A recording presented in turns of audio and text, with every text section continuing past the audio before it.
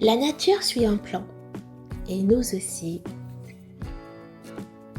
Avez-vous déjà regardé de très près un chou-fleur romanesco? Vous savez, ce légume aux formes géométriques parfaites, qui ressemble à des pyramides miniatures. Si vous en coupez un morceau, ce petit morceau ressemble exactement au chou-fleur entier. Un peu comme le principe des poupées russes. Ce n'est pas un hasard de la nature. On retrouve ce même schéma partout, dans les ramifications de nos poumons, dans la double hélice de notre ADN, et même dans la forme des galaxies spirales.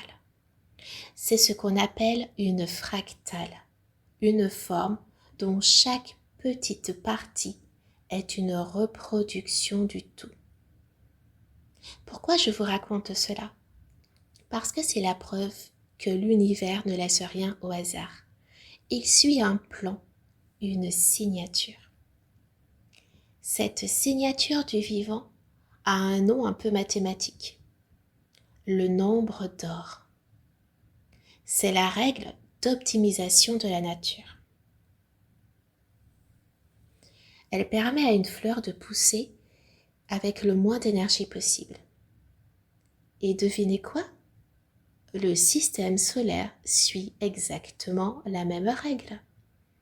Par exemple, si l'on observe le trajet de la planète Vénus par rapport à la Terre sur 8 années, elle dessine dans le ciel une rose parfaite à 5 pétales. Nos ancêtres l'avaient vue.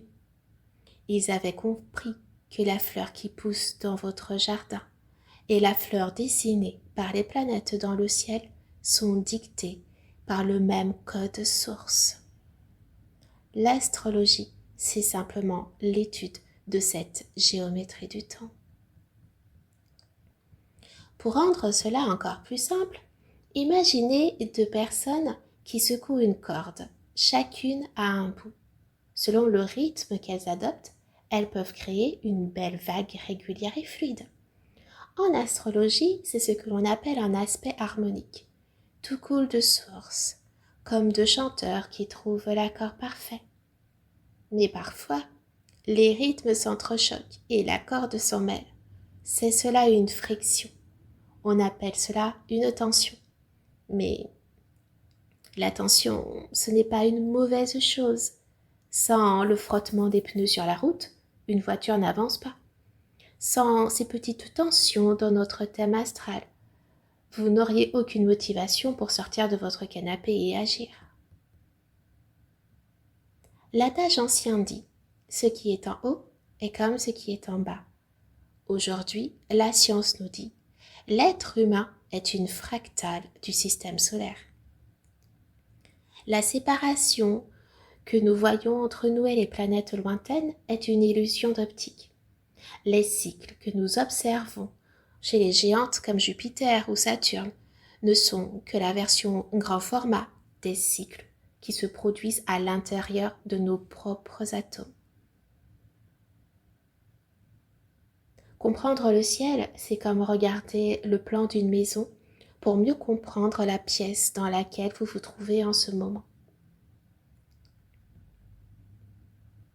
Vous n'êtes pas perdu dans un univers chaotique.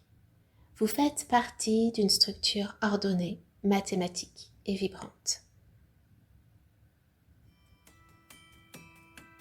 Dans le prochain épisode, nous allons lever le voile sur un sujet qui fâche. Pourquoi votre signe astrologique n'est peut-être pas celui que vous croyez?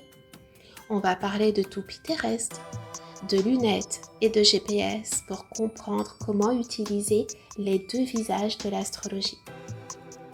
D'ici là, observez la géométrie autour de vous, des feuilles des arbres ou coquillages, et laissez-vous guider par cette reliance naturelle.